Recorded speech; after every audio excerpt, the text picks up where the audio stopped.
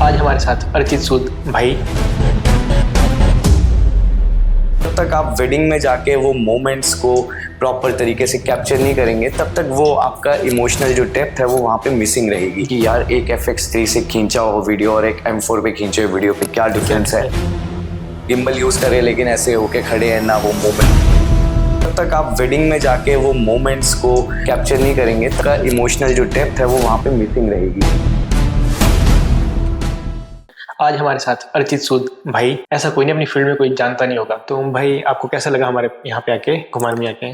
बहुत अच्छा लगा, बहुत अच्छा एक्सपीरियंस है कि सोनी की एक वर्कशॉप यहाँ पे आप ऑर्गेनाइज कर रहे हो and this is really a good thing because as you know कि लाइक टाइम के साथ चीज़ें बदल रही हैं तो लोगों का अपडेट होना बनता है।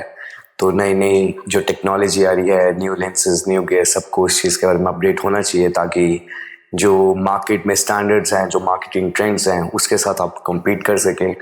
फिर कल को ये ना सुनने को आए कि यार हिमाचल में फोटोग्राफी तो हो रही है लेकिन हमने फोटोग्राफर चंडीगढ़ से बुक किए हैं, तो it has to be like this कि जी हमारे हिमाचल के अपने फोटोग्राफर्स हैं जो हिमाचल में भी काम कर रहे हैं, जो चंडीगढ़ भी जाके काम कर रहे हैं और वो दिल्ली जाके भी काम कर रहे हैं। सो उन स्टैंडर्ड्स को मीट करने के लिए जो वर्कशॉप रखी गई एक बहुत अच्छा कदम है जो मैं बोलूँगा। जी सर, आप इस फील्ड में कैसे आए और आपको मतलब कहाँ से आपने प्रेरणा ली इस फील्ड में आने की?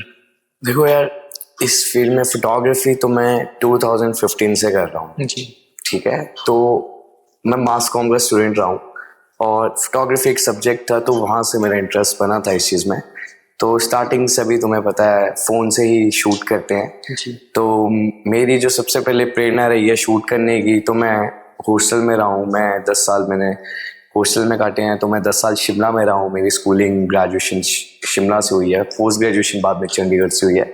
तो शिमला के जो लैंडस्केप्स थे उन्होंने मेरे को बहुत मोटिवेट किया कि मैं उन्हें क्लिक करूँ। तो जो मैंने फोटोग्राफी स्टार्ट की थी वो मैंने वहाँ से स्टार्ट की थी और उसका धीरे धीरे मैं अलग अलग जॉनर्स चेंज करता गया और अब आज के दिन में मैं मोस्टली हर एक जॉनर में शूट करता हूँ। सर जैसे अभी जो ट्रेंड चल रहा है वेडिंग फिल्म का, अभी बिल्कुल ट्रेंड चेंज हो चुका है। तो हम अपनी जो अभी काफ़ी हद तक हिमाचल में जो हम फोटोग्राफर्स हैं वो नॉर्मल वीडियो क्लिक करते हैं, जैसे कि जो पहले चला आ रहा था, बट कोई टाइम का अपडेट नहीं हो पा रहा। तो उसके लिए आप क्या कहना चाहते हैं कि हम अपनी नॉर्मल वीडियो को फिल्म लुक कैसे दें? देखिए, सबसे पहले तो मैं ये बोलूँगा कि जो हर एक शादी है तो आप उसको सबसे पहले ये ट्रीट करना शुरू करिए कि आप किसी के अगर शादी में जा रहे हैं तो आप उनके लिए एक मेमोरी क्रिएट करके आ रहे हैं। तो हर एक वेडिंग अलग होती है, हर एक वेडिंग का अलग ऑरा होता है, अलग डेकोर मिलता है, अलग एनवायरनमेंट होता है, डिफरेंट टाइप के लोग होते हैं, डिफरेंट टाइप की वाइब होती है। तो मैं सबसे पहले ये सजेस्ट करूँगा कि आप अगर एक वेडिंग को प्रॉपर एक वेडिंग फिल्म का अगर उसको प्रॉपर रूप देना चाहते हैं कि वो जो हमारी एक वीडियो है ट्रेडिशनल वीडियो ना रह के एक प्रॉपर वेडिंग फिल्म लगे, तो सबसे पहले आप वेन्यू में जाइए, वेडिंग में जाइए, आप लोगों को समझिए वहाँ पे क्या चल रहा है। और मैं आपको सबसे पहले ये सजेस्ट करूँगा कि जो आप वेडिंग शूट कर रहे हैं उसको आप एक स्टोरी टेलिंग की तरह जानिए, राइट। बहुत चीज़ें होती हैं स्टोरी टेलिंग में और आप डिटेलिंग में वर्क करिए। जैसे अब आपको पता है बहुत डिफरेंट टाइप के इवेंट्स होते हैं एक शादी में। अब आपके ट्रेडिशनल इवेंट्स है तो आप वहाँ पे डिटेलिंग वर्क और उसके बाद में आपका फ्रेमिंग वर्क है कि आप उस चीज़ को किस तरीके से दिखाना चाहते हैं।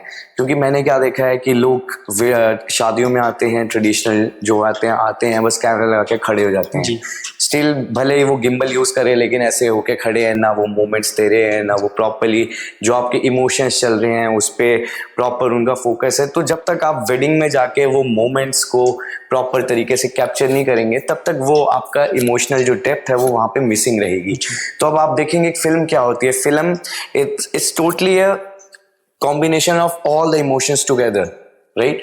आप एक वेडिंग में जा रहे हैं, आप एक ब्राइडल शूट कर रहे हैं, ब्राइडल के बाद लड़की आ रही है, लड़की की माँ उसको देख रही है, देख के खुश हो रही है, आंखों में आंसू हो रहे हैं, ठीक है। तो ब्राइडल पोर्ट्रेट से सब कुछ नहीं है, लेकिन वो जो उनके माँ के आंसू हैं वो एक फिल्म बनने के योग्य है। तो आपको उस थिंकिंग के साथ चलना पड़ेगा कि ये जो इमोशंस हैं, रॉ इमोशंस हैं, राइट, उसके साथ जब तक आप उनको कैप्चर नहीं करोगे, उनको कैप्चर करके एक वाइब नहीं दोगे, तब तक आपकी फिल्म कंप्लीट नहीं हो पाएगी। तो मैं तो ये बोलूँगा कि अगर ट्रेडिशनल वीडियो भी है आप उसको भी प्रॉपर फिल्म का रूप दे सकते हो। अब अगर मेरी बात की जाए तो जो हम ट्रेडिशनल वीडियो देते हैं हम उसको सिनेमेटिक फिल्म की तरह देते हैं। हमारी ट्रेडिशनल वीडियो भी जो होती है, हमारी ट्रेडिशनल वीडियो मैक्सिमम 1.5 घंटे की होती है और वो भी फुल सिनेमेटिक स्टाइल में रहती है। अब हम ट्रेडिशनल वीडियो पे भी FX3 पे शूट करते हैं।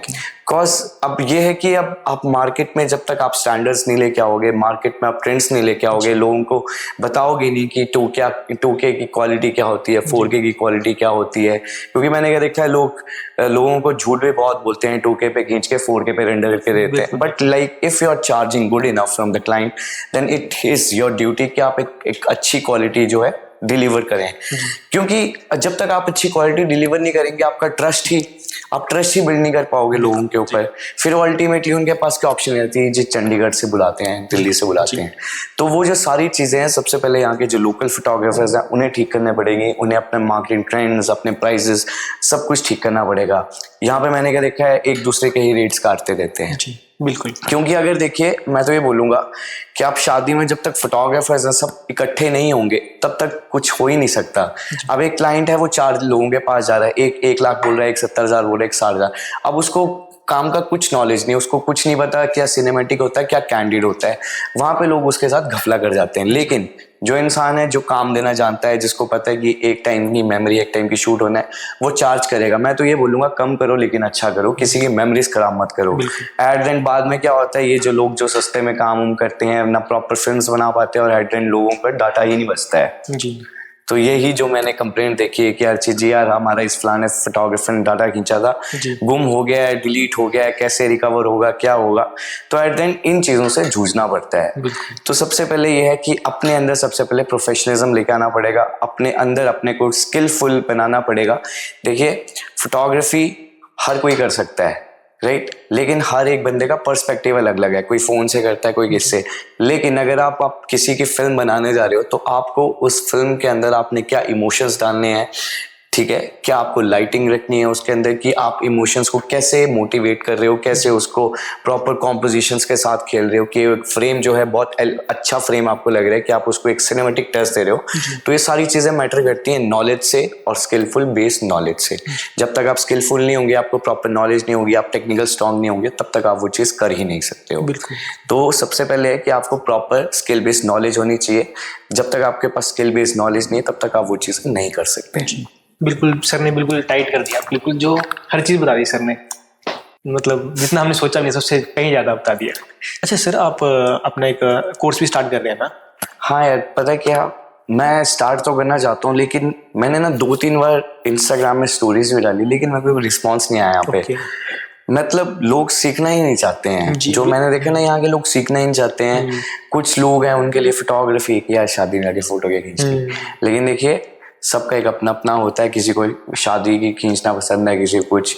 मेरी बात की जाए, मैं सब कुछ खींचता हूँ, property shoot, fashion shoot, maternity shoot, baby shoot, pre wedding, post wedding, architectural shoot, interior shoot, I do everything. तो वो शौक की बात होती है। बिल्कुल बिल्कुल सर। जैसे कि अभी जो न्यू जनरेशन है जो इस फील्ड में आना चाहती है, आप उसके लिए क्या टिप्स देना चाहते हैं? देखिए, न्यू जनरेशन को तो सबसे पहले जो मैं आजकल एनालाइज कर रहा हूँ कि आजकल क्या हो रहा है मार्केट में, कि देखिए कि आज की डेट में सबके पास पैसा है, ठीक है। कोई ऐसे नहीं है कि अगर कोई 5-5 लाख रुपए के गियर्स लेके बैठा है तो दे हैव द बैकअप। लेकिन यहाँ पे पता है क्या दिक्कत आ रही है, जो मैंने एनालाइज किया। अब हमारी बात की जाए या मेरे से जो सीनियर्स हैं, कि लोग जो थे अपने इक्विपमेंट्स जो थे मेहनत से खरीदते थे, और अब इतने महंगे इक्विपमेंट्स है तो वो एक अच्छा चार्ज करते थे मार्केट में, राइट। क्योंकि सबको होता है कि अब इतनी हैवी किट ली है, EMIs भरनी है, सबका होता है। लेकिन अब आज की डेट में मैं क्या देख रहा हूँ, जो मार्केट में प्राइजेस खराब हुए हैं लोगों के, वो कैसे हुए हैं कि ये जो न्यू कमर्स मार्केट में आ गए, जो स्किलफुल भी नहीं है, ठीक है, वो अभी नए कॉलेज से निकले हैं, ना उनके पास कोई एक्सपीरियंस है, ना उनके पास कोई मैनेजमेंट है। शादी का शूट करने के लिए you need a big management, वरना शादियों का डाटा गुम हो जाता है। एट एंड यही होता है। तो उन लोगों के पेरेंट्स ने पहले से ही गाड़ियां खरीद के दे दी हैं उन्हें, कैमरास निकाल के देती हैं। तो जो पैकेज का 1.5 से 2 लाख रुपए कॉस्टिंग जाती है 4K की, सेम चीज लोग आजकल 60 से 70 हजार रुपए में दे रहे हैं। तो इससे पूरी मार्केट जो है डिस्टर्ब हो गई है, क्योंकि बहुत कम लोग हैं जिनको एक्चुअल क्वालिटी के बारे में पता लग पाता है। क्योंकि जो लोग डेली इस चीज में रहते हैं, उन्हें पता लगेगा कि यार एक FX3 से खींचा हुआ वीडियो और एक M4 पे खींचे हुए वीडियो पे क्या डिफरेंस है, और एक R5 पे खींची हुई फोटो और एक M3 और M4 पे खींची हुई फोटो पे क्या डिफरेंस है। तो क्वालिटी है, राइट, एक टाइमलीनेस है, एक प्रॉक्सिमिटी है हर एक बंदे की। तो इन चीज़ों को, इन एलिमेंट्स को देख के हर एक चीज़ डिटरमाइन की जाती है। तो अब आजकल के जो युवा हैं, तो मैं उन्हें ये बोलूँगा कि आप मार्केट में अगर आ रहे हो तो सबसे पहले आप प्रॉपर स्टैंडर्ड के साथ आप मार्केट में उतरो। और एक सबसे पहले मैं बोलूँगा, हर एक बंदे को एक गुरु चाहिए होता है। जी मेरे भी गुरु हैं, सबके गुरु होते जी हैं सर। जो गाइड करते हैं, ठीक है। क्योंकि अगर आप एक मार्केट में आ रहे हो, अपने उम्र भर के लिए काम करना है, तो आप नेगेटिव एनर्जी के साथ मत आओ। कल को 4 बंदे आपको बोले यार इसने मार्केट में रेट खराब कर रखा है, इसके साथ हमने काम नहीं करना, इसको काम नहीं देना, तो वहां से आप अपने नेगेटिव पॉइंट्स खुद ही खराब करने हैं। तो आप एक मार्केट में काम कर रहे हो तो आपको एक मार्केट के स्टैंडर्ड्स के हिसाब से काम करना पड़ेगा। फोटोग्राफी एसोसिएशंस बन रखी हैं, चंडीगढ़ में ले लीजिए, दिल्ली में ले लीजिए, उन्होंने वहाँ पे आइडियल प्राइसेस सेट कर रखे हैं कि 1 लाख से नीचे कोई ट्रेडिशनल नहीं करेगा, 2 लाख से नीचे कोई कैंडिड सिनेमैटिक नहीं करेगा। जब तक वो अथॉरिटीज, वो ऑथेंटिसिटी यहाँ पे लागू नहीं होती है, तब तक मार्केट में जो है बोलते हैं प्रॉब्लम रहेगी। अब जो नए लड़के हैं, मैं उन्हें बोलूंगा कि आप मार्केट में अगर आ रहे हो तो एक प्रॉपर बैकअप के साथ आओ और एक प्रॉपर गाइडलाइन के साथ आओ और एक अच्छे गियर्स के साथ आप काम करो, ताकि आप अगर मार्केट में उतरे हो तो आपका काम स्टार्टिंग से ही बनना शुरू हो जाए। कि आप क्वालिटी के साथ बिल्कुल कॉम्प्रोमाइज मत करो, आप टेक्निकल गियर्स के साथ कॉम्प्रोमाइज मत करो। और जितना बहुत चीज़ें होती हैं, कम्युनिकेशन सबसे पहले आती है कि एक कपल के बीच में और एक क्लाइंट के बीच में और एक फोटोग्राफर के बीच में जो कम्युनिकेशन है वो बहुत अच्छा होना चाहिए। अगर आप कम्युनिकेशन में बहुत अच्छे हो तो वेडिंग इज योर्स। सर, हम अपनी पोर्ट्रेट्स को कैसे बेटर कर सकते हैं? देखिए, पोर्ट्रेट्स जो है ना, मैं आपको बताऊंगा कि अगर जैसे देखिए मेरी बात की जाए, किसी की बात करते हैं, मैं अपना बताता हूँ पर्सनल। मैं पोर्ट्रेट जो है ना, हर एक इंसान की वाइफ को देख के खींचता हूँ। कोई हर एक का जो है मतलब अपना अपना वाइब रहती है, अपना अपना ऑरा होता है। किसी के फेस के फीचर्स बहुत अच्छे होते हैं, किसी की कट काठी बहुत अच्छी होती है, कुछ बहुत लंबे होते हैं, कुछ थोड़े शॉर्ट होते हैं, तो हमें सबका देख के चलना पड़ता है। अब पोर्ट्रेट्स की बात की जाए तो देखिए, अब पोर्ट्रेट्स की बात की जाए, जब हम पोर्ट्रेट्स खींचते हैं तो लेंसेज की भी एक बहुत गेम रहती है कि हमें किस वाइब में लेंस चाहिए। अब देखिए, अगर मैं पोर्ट्रेट की जो सिलेक्शन है ना, मैं एनवायरनमेंट को देख के मैं पोर्ट्रेट्स करता हूँ। अगर मेरे को एक बहुत अच्छा वाइड एरिया मिल रहा है, राइट, तो मैं वहाँ जरूरी नहीं है मैं वहाँ पे 85 mm लगा के खींचूंगा। अगर मेरे को एक वाइड की बहुत अच्छी फ्रेम के पीछे बहुत अच्छा नेचर दिख रहा है, बहुत अच्छा ट्री दिख रहा है, राइट, तो वहाँ पे मैं वाइड पे प्रेफर करूंगा। ठीक है, जरूरी नहीं है हर एक जो पोर्ट्रेट है शॉट जो वैसे ही हो कि पीछे ब्लर हो। आप वही मैंने बताया, स्टोरी टेलिंग। ठीक है, कम से कम पता लगे कि एक कपल है, कपल का अगर आपने शॉट किया है, मान लीजिए जस्ट एग्जांपल के लिए ना, एक कपल है, उसने 10 लाख का महल बुक किया है। ठीक है, अब आप उसने अगर एक क्लाइंट ने इतना बड़ा महल बुक किया तो आप उसके रूम के अंदर ही पोर्ट्रेट निपटा दोगे? बिल्कुल बिल्कुल ठीक बोल रहे हैं सर। ठीक है, जब तक आपने दिखाया नहीं कि भाई इतने बड़े महल में शादी हुई है, आपने वाइड पर्सपेक्टिव नहीं दिखाया, क्या फायदा उस चीज का? कोई फायदा नहीं। ठीक है, तो पोर्ट्रेट्स के लिए मैं हमेशा ये सजेस्ट करूंगा, बस ये मत लेके चलो यार कि 50 mm है उसी से खींचना है, 85 mm उससे खींचना है, 70। तो पोर्ट्रेट के लिए सबसे पहले है कि आपको एक लाइटिंग की बहुत अच्छी नॉलेज होनी चाहिए कि आप लाइट से कैसे खेलते हो। आजकल लोग LC पे बहुत खींचते हैं, लेकिन मैं बोलूंगा कि जब तक आपको स्ट्रॉब लाइट नहीं आती है, नॉट अ फोटोग्राफर। एक फोटोग्राफर का स्ट्रॉब लाइट जो है बहुत अच्छे से मारनी आनी चाहिए, पावर्स पता होनी चाहिए। अब देखिए, डिफरेंट टाइप की लाइट्स होती हैं, नैन लाइट के अलग लाइट्स हैं, गॉडॉक्स की अलग हैं, डिस्टेक की अलग हैं। ठीक है, 4 पे हर एक लाइट की अलग अलग पावर चलती है। गॉडॉक्स अगर AD200 Pro ले लेते हो आप, 32 पे उसकी अलग पावर है, 400 पे 32 की अलग पावर है, 600 पे 32 की अलग पावर है, 1/32, 1/8, 1/4, you know the strobe lights. जब तक आप लाइटिंग के पैटर्न्स को नहीं समझोगे, लाइटिंग के पैटर्न्स के साथ आप प्राइम लेंस की गेम नहीं समझोगे, तब तक आपके पोर्ट्रेट्स अच्छे नहीं निकल सकते। तो दिस इज ऑल हैपन कि जब तक आप एक अच्छी प्रैक्टिस नहीं करते हो, ठीक है, मतलब photography is all about practice. कोई लाइफ टाइम इसमें परफेक्ट नहीं हो सकता, बस आप अपना हाथ साफ कर सकते हो कि आपको लाइट चेक करने की जरूरत ना पड़े। तो वो चीज आएगी जितना आप प्रैक्टिस करते रहोगे। ठीक है, अगर जैसे मैं अपनी बात करूं तो जब मैंने बहुत हाई एंड लाइटिंग स्टार्ट की थी तो मैं M3 पे खींचता था। जब मैंने अपना M3 बेचा तो मैंने 15 लाख शटर करके बेचा है वो, तो मैं उससे 15 लाख फोटोज खींच चुका था। M4 है मेरा, M4 का मेरा शटर भी 8 लाख क्रॉस कर गया है, और R5 है मेरे पास, उसका शटर मेरा 5 लाख क्रॉस कर गया है। तो this is all about practice practice practice practice practice. लोग बहुत तोले खींचते हैं, लेकिन मैं खुला खींचता हूँ। जब तक आप लाइटिंग के साथ नहीं खेलोगे, लाइटिंग को समझोगे नहीं, तब तक आपके पोर्ट्रेट्स अच्छे नहीं कर सकते। तो light photography is all about lighting. ठीक है, if you don't understand the light, there is nothing you can do about photography. ठीक है, आप लेंस भी ले लोगे, कैमरा भी ले लोगे, जब तक आपको लाइट की समझ नहीं है तब तक आप जो है चीजें नहीं कर सकते। आपको प्रॉपर पता होना चाहिए 3 point lighting setup, 2 point lighting setup, single light setup. ठीक है, हर एक लाइट पे कैसी वाइब देनी है, आउटफिट को कैसे एनहांस करना है, तो वो सारी चीजें आप प्रैक्टिस के साथ ही सीख सकते हो। एंड देन मैं यही बोलना चाहूंगा कि देखो, हिमाचल की मार्केट बहुत बड़ी मार्केट है, बहुत फोटोग्राफर्स हो गए हैं यहाँ पे। ठीक है, डिफरेंट एसोसिएशन हो गई है। एक मतलब हमीरपुर की एसोसिएशन है, कोई एक शिमला की एसोसिएशन है। ठीक है, आपने एसोसिएशन बना दिए, लेकिन जब तक आप लोग मिलके नहीं चलोगे ना, तब तक किसी का भला नहीं होगा। ठीक है, मैं तो देखो, मेरा अपना यह मानना है कि जो एक फोटोग्राफी का स्टैंडर्ड है, वी आर द आर्टिस्ट। ठीक है, वी प्ले विथ लाइट, हम एक आर्टिस्ट हैं। मैं अपनी बात करूं, मैं सरकारी नौकरी छोड़ के बैठा हूं। ठीक है, तो मैं ये सुनने के लिए नहीं बैठा था कि इसने शादियों में फोटो खींचनी है। तो मैंने भी अपनी तरह से मेहनत मारी और लोगों को प्रूव करने का ट्राई किया, नहीं यार, ये हमारा प्रोफेशन जो है वो छोटा प्रोफेशन नहीं है, it's a very big thing. आप कैमरा लेके खड़े हो जाओ, काली पीली फोटोज खींच के चल जाते हैं। ठीक है, लोग आते हैं और बोलते हैं यार आपका कैमरा बहुत अच्छी फोटो खींचता है। मैं कहा जी सर, बहुत अच्छी खींचता है, कोई प्रॉब्लम नहीं, आओ आपकी और खींच लेते हैं। तो दिस आपको बस हंसते हंसते चीजें एक्सेप्ट करनी है, क्योंकि हर एक चीज जो टाइम के साथ ही आती है। तो सब मिलके काम करो।